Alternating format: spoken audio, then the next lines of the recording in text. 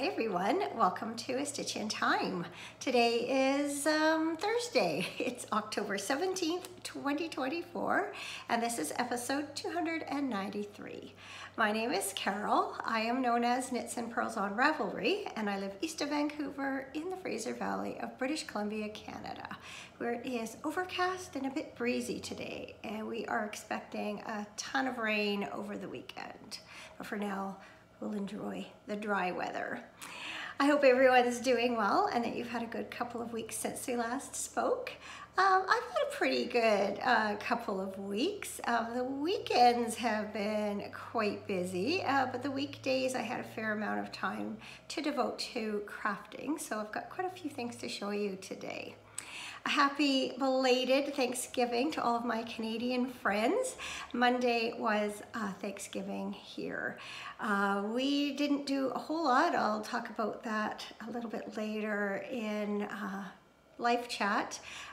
We've kind of postponed our family Thanksgiving celebration until everyone's available. Let's dive into the crafting. There are a couple of make-alongs taking place in the Ravelry group.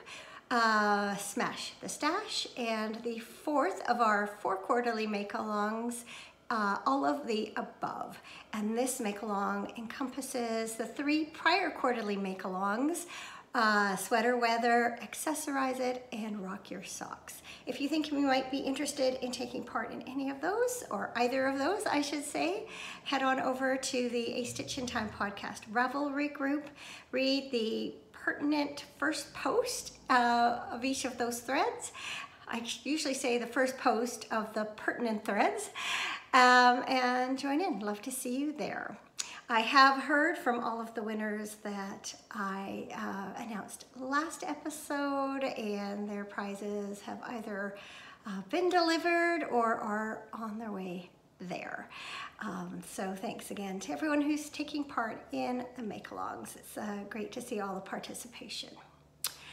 All right, first up, I thought I would just put a little bit of a final comment, I don't know how to say it, on my Jethro cardigan. It was finished last week, but it was still lacking the buttons, and so I thought I would just show it to you 100% done. There it is in all its glory. And I had thought about picking out some of the colors from the squares and having a button in each of those colors, but I just couldn't find the right combination. But I did find this button that picks up all the different colors in the sweater. There, you should be able to see that in the lights. It's got the pink and the green, a little bit of yellow, so all on a gray background. So I thought those were perfect, and I like how they're just the right amount of finishing. They catch the light, but they're not like, look at me, look at me. So really happy. I've definitely already worn this cardigan, and if it gets cool while I sit here and record, I will put it on. But right now, I am very comfortable with what I'm wearing, which is not hand knit. I have 2 finished projects, yay! First up are my Wild Atlantic Wildflower socks. These are knit from Fiber Nymph Dye Works Bedazzled base, so there's a little bit of stellina in there, and this is the Wild Atlantic Wildflowers colorway. Say that 5 times fast. My usual top down 64 stitch sock, 2mm needle, 2x2 ribbing. This one has a traditional heel flap and gusset and a rounded toe. This yarn came with a mini in the bright blue color, and so I use that for the cuff and the heel, as you can see. So I'll bring these closer. I can hopefully catch the sparkle. I think maybe a little bit here. I can see it more in real life than I can on the camera at the moment, but I think it's catching it. So there, I started the blue here because that is the same color placement as the actual stripes. I started with the blue, worked my way down. I did an Eye of Partridge heel this time. Oh yeah, you can see the sparkle there on the heel. And ended with the pink here. I thought about doing blue toes, but the color order was different, and I just decided I didn't have enough of this colorway to do another pair of socks anyway, and so I just went with a plain heel. So happy to have those done. It feels like it took forever to knit these. I think I started them at the end of August, and here we are, it's mid-October. But I just wasn't in a sock knitting mood for a while, and I was working on other things. So that's okay, I have plenty of socks, no shortage of them. But it is also always nice to finish a pair, and I really love this colorway. I just think it's so bright and cheerful and pretty. I have another finished project that is ginormous, and it's also a spoiler. So I have finished my Wings of Wonder Mystery Shawl Knit Along by Lisa K. Ross of Paper Daisy Creations. So if you do not want to be spoiled, I have completely finished it and blocked it. Skip to this timestamp that's on the screen, and I'll also do chapters so that you can just click ahead by clicking on the little spot at the bottom of the bar that has like where you press play with the little arrow and it goes along the bottom. There'll be a little spot you can skip ahead to if you would like. So, see you in a minute. So I made my shawl from some yarn from Sweet Paprika. It doesn't have a name, but it is a merino, cashmere, and silk blend. I kept forgetting to look at that. That is what it's made from. I think I've said it wrong for the last couple of episodes, but it is, yes, merino, cashmere, and silk. And this was a set that was originally dyed for the Mountain Musings Mystery Shawl Knit Along, but they brought this colorway back for this make along, and the colorway is called Summit. And I chose this particular colorway because it has grays and blues with a black main color, and it closely resembled the Great Blue Heron set from Miss Babs. And in her newsletter about this make along, the designer complimented one of the testers' knits, and she wanted to make hers again, make the shawl again out of the Blue Heron colorway because she liked it so much. So I thought that would probably be a safe bet. Plus I kind of like the sort of neutral shadings in this one. The last shawl I did had a lot of color, and I wanted this one to be a little bit more neutral. I'm very happy with my choice. I really like how the shawl turned out. So as I mentioned last episode, I was a little bit disappointed, I guess is the, or I don't know if that's the right word, kind of dismayed at seeing that clues 3 and 4 closely resembled clues 1 and 2. But I just thought I needed to put trust in the process, and I am really glad I did because this is such a stunning shawl. I really love how it turned out. I was also nervous about it being too small. When I had it pre-blocking, it didn't seem very big, and I had gone down 0.5 millimeter in size because the last shawl I had made was very, very long, and I wanted it to be maybe not quite so oversized. I shouldn't have worried. It actually blocked out to be exactly the right size. So enough talk. I'm just going to show it to you in its entirety, and then I'll show you which ones were clues, 1, 2, 3, etc. So I'm actually not going to be able to show it to you in one frame because it's so huge. But why don't I start with the middle? I'm going to put this over my face so you can see it.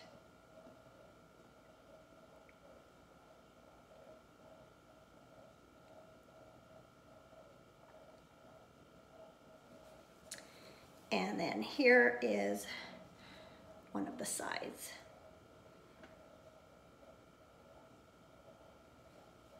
And if you've been watching, you know that the other side is the mirror image. And I'm going to pop a picture in here. This is the shawl blocking so that you can see it all in one shot. Okay, let's talk about the different parts. So I don't remember if this was clue 1 and 2 or clue 3 and 4. As I mentioned, they are more or less the same, only they slanted in opposite directions. But we started out with this plumage pattern. You could do it in lace or not in lace. And I chose the non-lace version, the chevron version. And then we had this birdseed mosaic pattern that used all of the different colors. And then we did it all over again on the side, only with the opposite slant. And then we did all the way along the one side, and then knit all the way up this side, and we filled in that gap with this V-shaped striped section. So it was like constructing a triangular shawl from the bottom up. Every row we decreased until we ended up with this little teeny bit at the very end. So I don't remember what all the lace sections were shown, or sure. Try that again. I don't remember what all the lace sections were called, but I'm going to show them to you here. So there's that lacy one. This had something to do with bird nests. This was something like, I feel like it had to do with wings.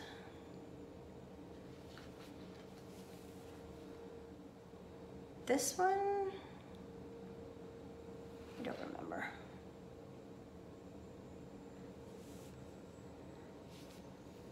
This was caterpillars, I do remember that. And I think this was little birds, something like that.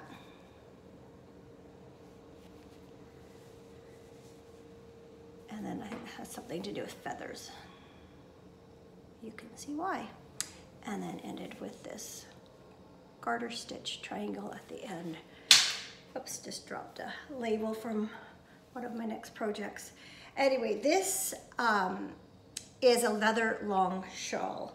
I was, as I mentioned, concerned it wouldn't be long enough, but if I put it on around my shoulders here and stand up, the long part of it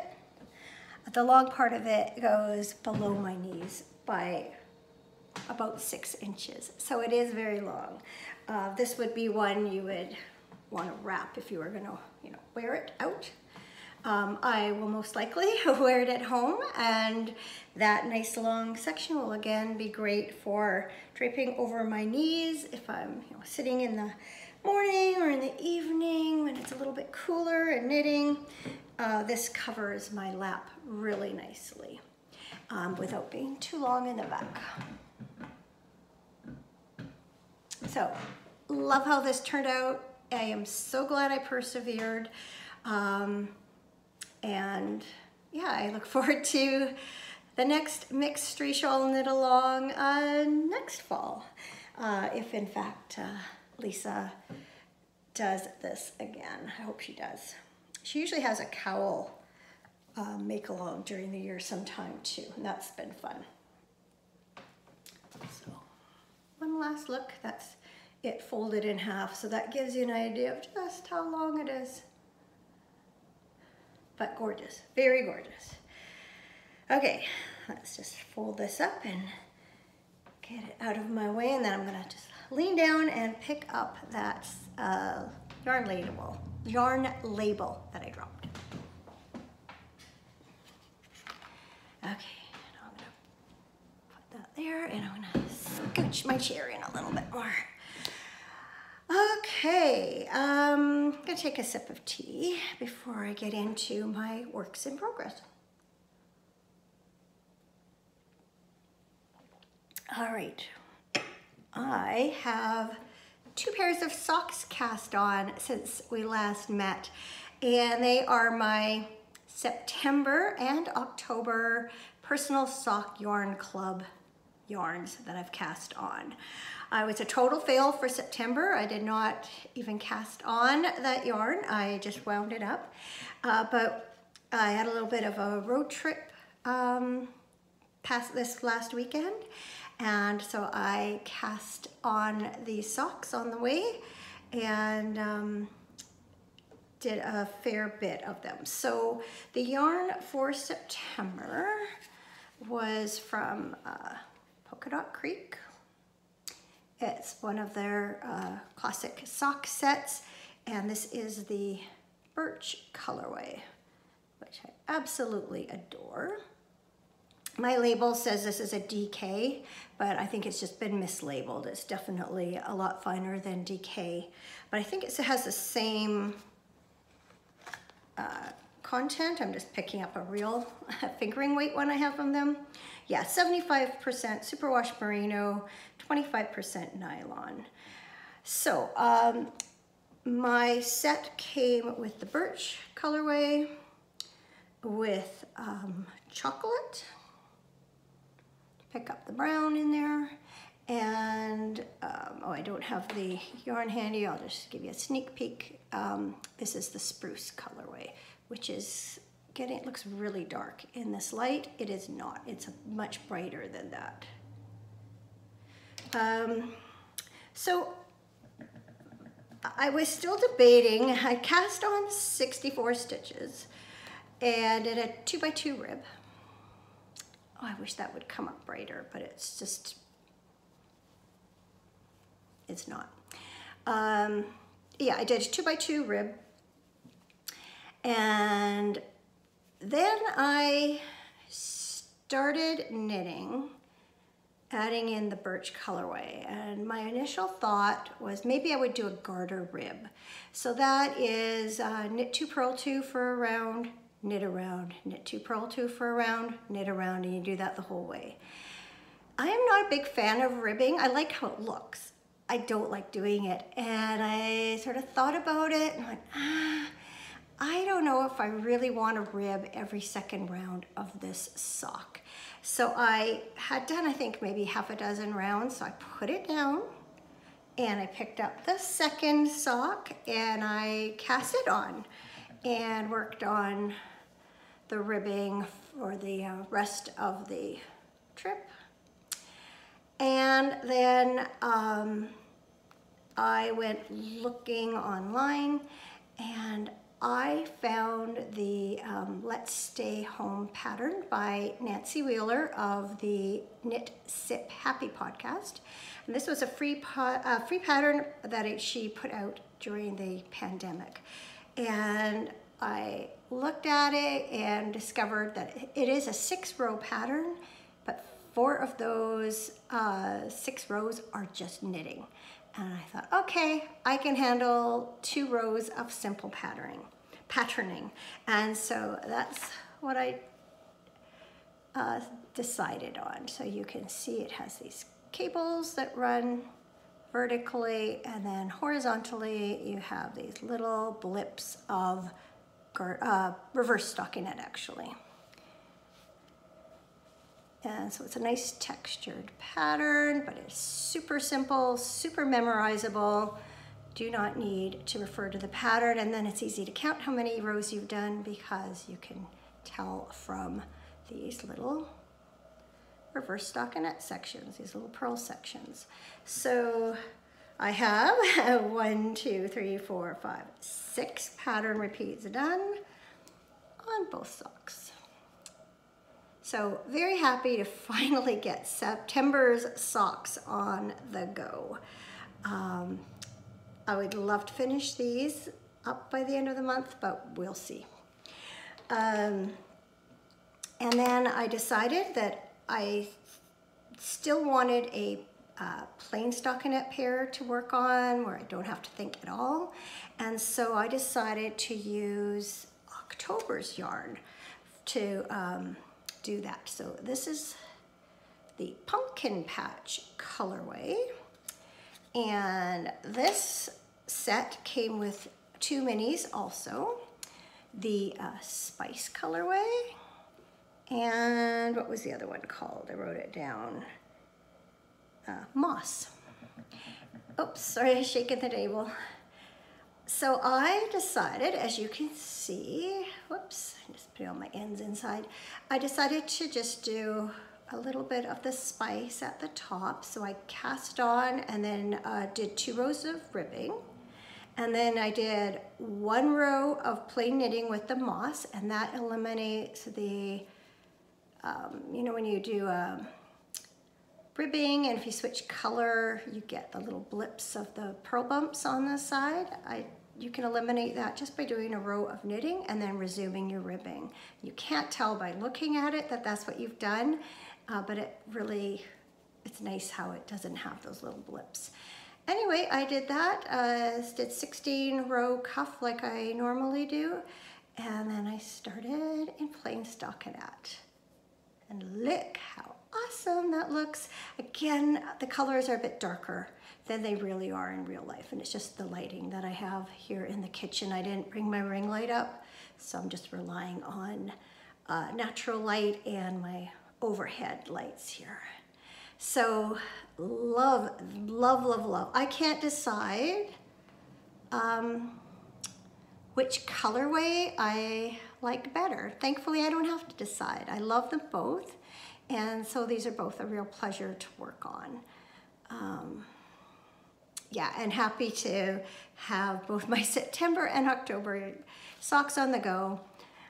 Would love to finish both of them by the end of the month and kind of get back into my routine of doing 1 a month, but I'm not going to stress about that. They'll happen when they happen. They're just socks. It's just knitting. Okay. Oh yes, one more work in progress. This one is crochet. I have picked my Rainbow Ripple Baby Blanket by Celeste Young, back up. This is a pattern I saw on the Crazy Sock Lady podcast. Whoops, that's just my crochet hook going for a walk there. And I am using Caron, I don't have my label here, Caron Baby Cakes, and this is the Sky Gazing colorway. And as you can see, it's a color changing yarn. Pardon me, the pattern's originally written to do stripes with different colors, and Kay had just done it with a color changing yarn, and you couldn't really, it really wasn't obvious that it wasn't really just striping. And I thought that's a fun way to do it without worrying about weaving in lots of ends, and you just can go, go, go. And now I'm at the point where I don't get even a whole round with one color anymore. So this is the second ball that I'm doing. I will definitely finish the second ball, and I may go into the third because I did buy one, buy 3, and so I'll use as much as I feel like I need to. But you can see the blanket's getting quite a bit bigger. Here, let's move that out of the way, see if I can give you a good look. Love those colors. This is for my new great nephew who was born back in July, I think. I'm pretty sure it was July. I actually just got to see him briefly on Sunday, and he's grown a lot since the last time I've seen him, and he's really adorable. So I thought, yeah, I better get that back out again and try and get it finished and to him while he's still a baby, because you know how fast they grow. So yeah, it's definitely getting bigger. So enjoying that. It's very repetitious. It's just double crochet all the way around. You do some increasing on the points and some decreasing on in the V's there. So it's a good one if you're just sitting, you know, chit-chatting to someone. You can see it on the camera, you can see it in real life. These little dark areas where the dye, like where the color changes and stuff, I don't care. It's fine, and the yarn is quite nice and soft. I might even have enough left. Maybe I can, at the very least, maybe make a little baby hat. I don't know if I'd have enough for a sweater, but we'll see. But yeah, liking that. Okay, another sip of tea. I feel like my throat's kind of dry. I don't want to start coughing. I have some spinning. It's the same spinning you've seen for a while. It's the same spinning you're going to see for a while longer. It is from Sweet Georgia. It's the tapestry color of this Corriedale fiber. Looks like this when it's all wound up. Again, colors are not quite accurate, but it's pretty close actually, just looking at it. Again, maybe a little bit brighter than what you're seeing.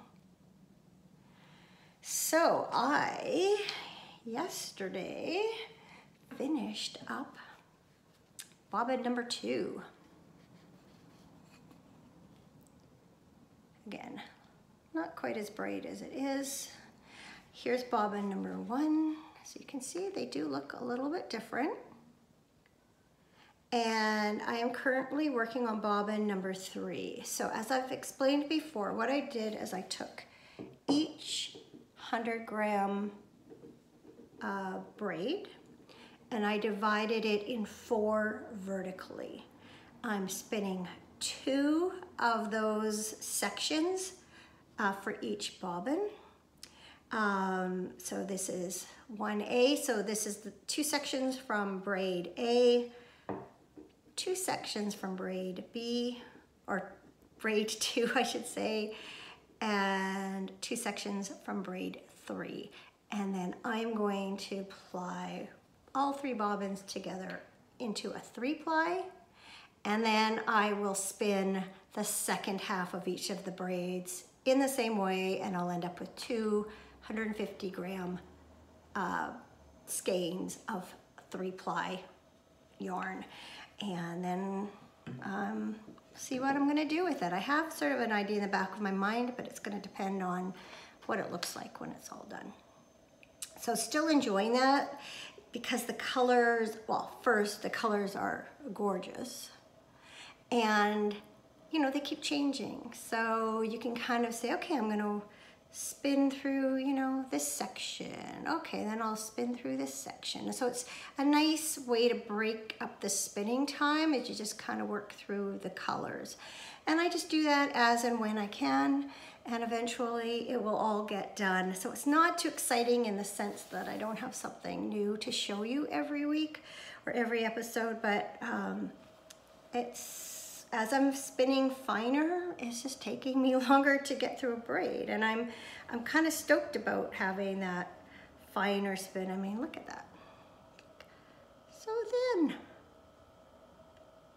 So that's exciting. All right, I have an incredible acquisition. Way back, I don't even know, quite a number of months ago, I ordered an Advent set from Bluebird Yarn. It's a company I found on Etsy. I have never purchased from them before, but they are a Canadian company out of Ontario, Picton, Ontario, to be exact. And I fell for the theme, which is Miss Marple. And if you've watched from the beginning, you know I am a huge Agatha Christie fan, and so this really appealed to me. This is a really cool postcard. There's St. Mary Mead. The map of the village.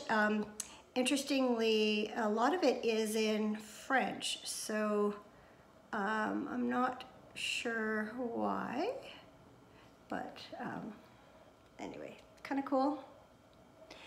And you can see how beautifully this is wrapped with this gorgeous tissue paper and this velvet ribbon. So in here are all the different days leading up to Christmas. And then tucked under here, I don't want to take anything out. Whoa, that's the lid going on me. I don't know if you can see down there. Way down there is a full skein for Christmas Day in the same paper as this. So you can see they're all there, ready to be opened. So the hardest part is going to be waiting for December 1st, but I'll just tuck this away until then, and it is something to look forward to. I have also ordered a fiber advent this year from Fiber Neuf Dye Works. This is the last year she's doing advent sets, and I just thought it would be fun now that I'm spinning to have a spinning advent and then have a little bit to spin every day if I get the chance throughout Advent. All right, moving right along, we're on to Life Chat. I'm just gonna turn the page on my notes. All right, a few highlights, I guess, from the last couple of weeks. Not this week, but the 2 prior weeks, Cameron was working out of town for several days each week, so I had a little bit more time on my own, a little bit more free time to do some crafting, so that's why I had quite a bit to share with you today. And it was nice. I had, for the second week, I had done up some meals over the weekend and packaged them up, so I didn't have to do any cooking last week, so that was kind of nice. On this past Saturday, we hosted fall birthdays here. My siblings and their spouses and us still celebrate each other's birthdays and exchange gifts. And so several times a year we all get together. We usually just all provide some appetizers, so not a lot of cooking that needs to happen for any one person. And we just get together and have a really nice time. And this time we're lucky to have our mom join us. She had gone on a trip with one of my sisters and her spouses and stuck around here in town for a few more days so that she could attend that. So that was a great chance for us all to see her. And then because 2 of our kids were busy with in-laws for Thanksgiving this year, we bought a turkey and we've kind of postponed our family get-together to some date in the future. We still haven't figured that out. Anyway, we were free, and so we volunteered to take my mom home. And so Sunday we drove her home and then stayed overnight and came back on Monday, which was actual Thanksgiving. So when we got there, it was kind of late afternoon, so we headed right out to the cabins and kind of just checked them over. They're all closed up for the winter now. It's always fun to go see them in a different season than we're used to, because mostly we see them kind of late spring and during the summer. So we do tend to go up most years in the winter for just a weekend and stay at my mom's in town. So we see it in the winter, but it's not often we see it in the fall. So I'll put a few pictures here. The leaves were beautiful. We had actually a gorgeous drive up on the Sunday because the sun was shining. Not out at the cabin. Those colors would be even brighter if the sun had been shining while we were out there. But on the drive up, it was really beautiful. The next day it was overcast, and then we had rain that started maybe an hour into our trip and lasted more or less the whole way home. So it wasn't quite as beautiful a drive going home. But I love car trips, so it was great. I just knit and enjoyed the ride. So when we got back into town, we went and had lunch, kind of a late lunch. And Cameron had turkey dinner, which was one of their specials, and I had a turkey club. So we got our turkey dinner, or turkey lunch, I guess, on Thanksgiving, even if it wasn't our traditional family dinner. I did get a piece of pumpkin pie to go, though, and enjoyed that over the next couple of days. We did not have curling Monday night because of Thanksgiving, but I did have curling on Tuesday morning. Unfortunately, the week before, our curling had to be canceled because one of our players has broken her ankle, and we weren't able to play, and there are 2 other people away. We're not allowed to play with more than 2 spares, and so that game was forfeited, but thankfully, well, we did play on Tuesday. It was only 3 of us playing, though, but we have arranged some spares for the games coming up, at least till up till Christmas time, and we'll see how our player is after that. But yeah, I feel really bad for her because what a terrible thing to happen. And she's a wonderful, wonderful person. I'll miss playing with her. I met her last year for the first time, playing for our team, and really, really like her. So I will miss playing with her at least for the foreseeable future. Looking else, what else? Oh yes, oh, by the way, that game on Tuesday, was awful. It was awful. I started off, I think from being in the car for so long and maybe sleeping on my mom's sofa bed, I just was kind of like tight, uncomfortable from kind of my waist down on my left-hand side. And I didn't realize how bad it was till I went to curl, and I was so stiff and sore. It was really hard. So after the second end, I quickly ran and got some Tylenol and ibuprofen, and that kicked in by the 4th end, and I was a lot looser and a lot more comfortable. But I couldn't curl. Our spare was having trouble. My sister, who skips, none of us were on our game, and we were playing a really good team. So, oh well, win some, lose some. Hopefully next week's better. Last night, we had the pleasure of attending a performance that our older granddaughter is in. It's called The Dolls of New Albion. It is a steampunk, I saw it described as a opera, musical.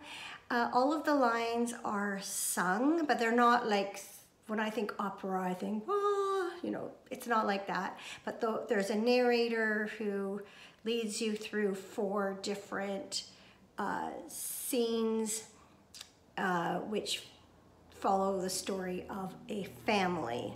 And it's kind of a tragedy. Well, not kind of a tragedy. It's not.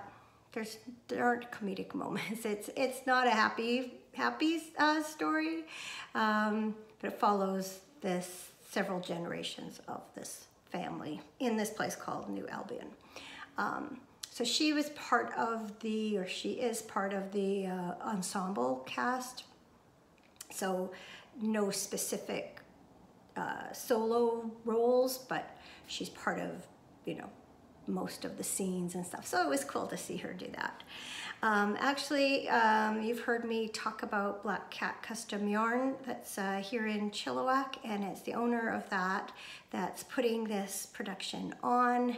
And then Evan, that's Kim Reimer, and then Evan, who works with her, does a lot of the dyeing and stuff too.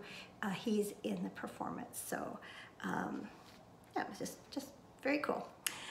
Haven't been to something like that for probably her last one in high school, I think, actually, now that I think of it. And then I am going to be looking after our younger granddaughter tomorrow because she has the day off school, and her parents have to work, so I said I would watch her. So I know she is excited about coming back to work on her diamond art picture. So I know what she'll be doing tomorrow. She just loves to do it, and she's getting pretty close to finishing, so I suspect that as soon as she gets here, she'll go get all set up and work on that all day. All right, that brings me to something good, and my something good for this episode is the Northern Lights. I have this vague recollection of seeing the Northern Lights years and years and years ago up at the cabin. I can kind of picture walking to the end of the yard and seeing them over the mountain. None of my sisters remembers this, so I feel like I must have been an older teenager or a young adult, not there, you know, as part of our family growing up, but after that fact. But recently there have been a couple of times when they've been visible here. The first time we caught a little glimpse of them through the camera on Cameron's iPhone. This time Cameron was away, and my iPhone is older and doesn't capture it the same. For some reason, it will capture it through a camera, even if you can't really see it with your naked eye. Well, this time we were able to see it with the naked eye, at least part of the time. And I went out at first, there was some chit chat on my family messenger thread, which brought it to my attention.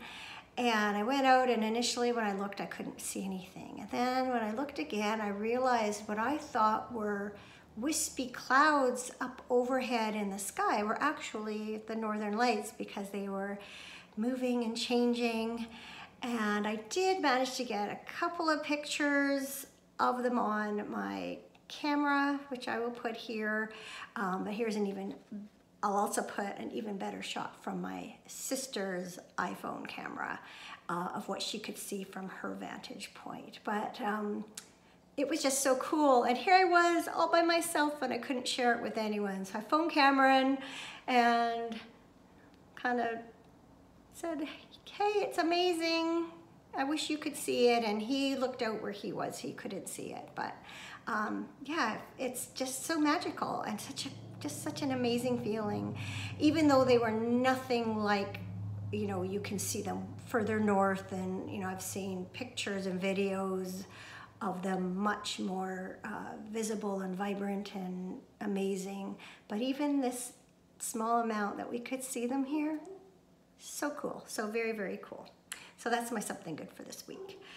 And that is my episode for this week. So I'm hoping in a couple of weeks that I'll be able to come and chat with you again. We'll just see where life leads us. As you know from, if you've watched the last few episodes, things are a little bit up in the air around here. And so I just take each day as it comes, and hopefully I'll be able to chat with you again soon. I do have a number of things, activities coming up in the next month or so. I've got a bonspiel and a Christmas craft market I should be volunteering in with the Spinners and Weavers Guild. We have a charity volleyball tournament we take part in each year. Just a couple other things. So I'm going to do my best to fit podcasting in around those things. So thank you so much, as always, for watching and for all of your comments and participation in the make-alongs. Have yourselves a great next couple of weeks or so. Enjoy your crafting, and I hope to see you again very soon. Bye for now.